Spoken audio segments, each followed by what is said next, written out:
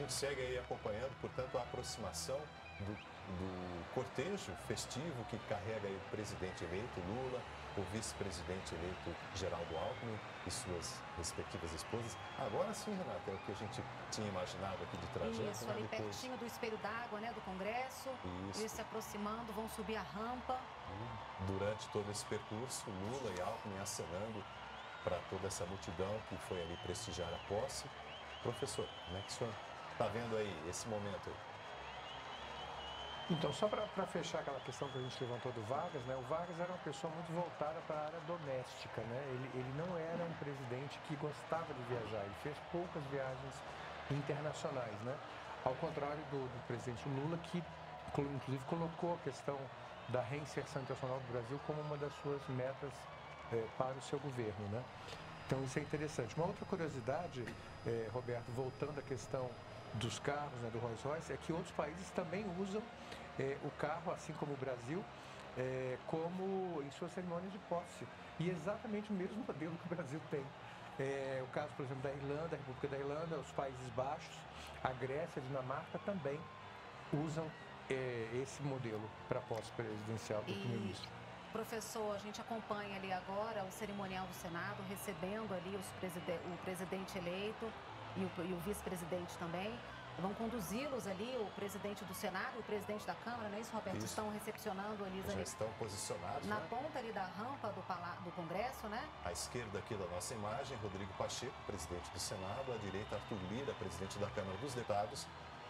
Recepcionando, Renata, o presidente eleito e o vice-presidente eleito, acompanhados de suas esposas. Eles vão cumprir, eles vão prestar o compromisso constitucional, né, o compromisso determinado na Constituição, que é manter, defender e cumprir a Constituição, observar as leis, promover o bem geral do povo brasileiro, sustentar a união, a integridade e a independência do Brasil. Eles estão sendo ali recebidos, portanto, pelo presidente do Senado, na condição de presidente do Congresso Nacional, que nessa solenidade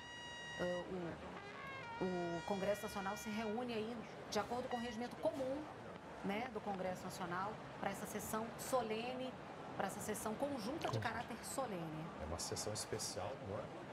E destinada exatamente à posse presidencial. E é um detalhe aí, as primeiras damas, não é? As esposas do presidente eleito e vice-presidente eleito tomando a frente nessa caminhada aí, na subida da rampa de acesso ao Congresso Nacional. E os dragões da independência ali também, recebendo, recepcionando.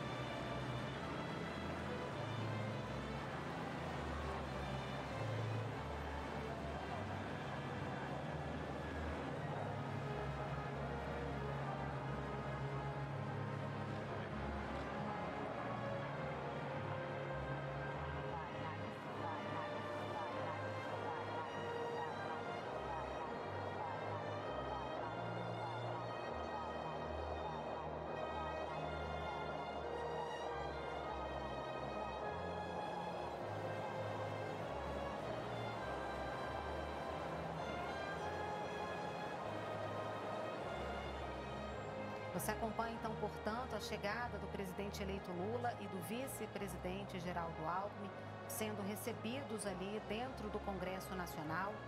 A Câmara dos Deputados e o Senado, sob direção da mesa do Senado, se reúnem agora nessa sessão conjunta de caráter solene para dar posse ao presidente e ao vice-presidente da República eleitos. Nós pudemos ver nessa imagem, Renata, a presença da ex-presidente Dilma Rousseff, como também do ministro do STF, Alexandre de Moraes, muitas autoridades presentes.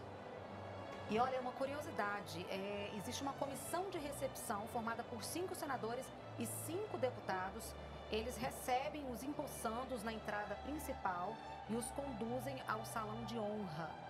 Regimentalmente, agora nesse momento, o presidente do Congresso Nacional, ele suspende a sessão solene para cumprimentos e também ordem no recinto. A gente convê ali a ex-presidente Dilma também. E agora, a partir deste momento, o Congresso passa a funcionar, essa Casa Legislativa, né, passa a funcionar de acordo com o regimento comum do Congresso Nacional.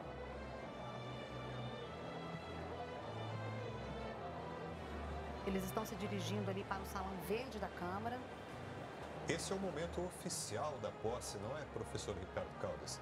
Ou seja, quando o Congresso, então, vai justamente dar o poder presidencial ao presidente eleito e ao vice-presidente eleito. Onde prestará o compromisso constitucional, não é isso, professor? Exatamente. Lembrando aquilo que nós já mencionamos, né, que o Congresso, especialmente a Câmara, né, representa a população. É como se a população estivesse empossando o presidente, no caso da Câmara, e no caso do Senado, que comanda, né, a cerimônia, ele está representando todos os estados brasileiros, não é? Então, justamente a população representada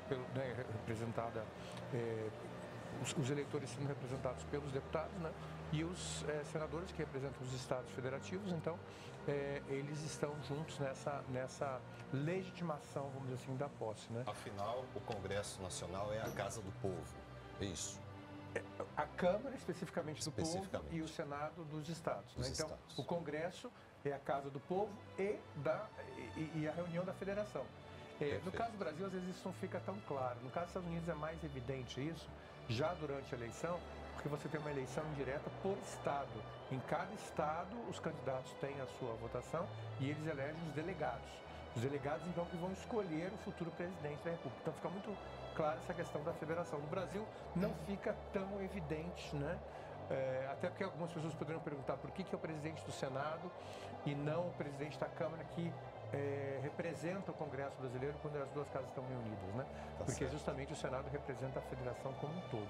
Onde que ele está nesse momento, Renata? Você consegue identificar? O presidente eleito acabou de entrar ali no plenário Ulisses Guimarães, o plenário da Câmara dos Deputados, onde será feito todo esse ritual, toda essa cerimônia de posse, onde o presidente eleito e o vice-presidente vão prestar o compromisso constitucional e realmente a partir dali estarão mesmo empossados.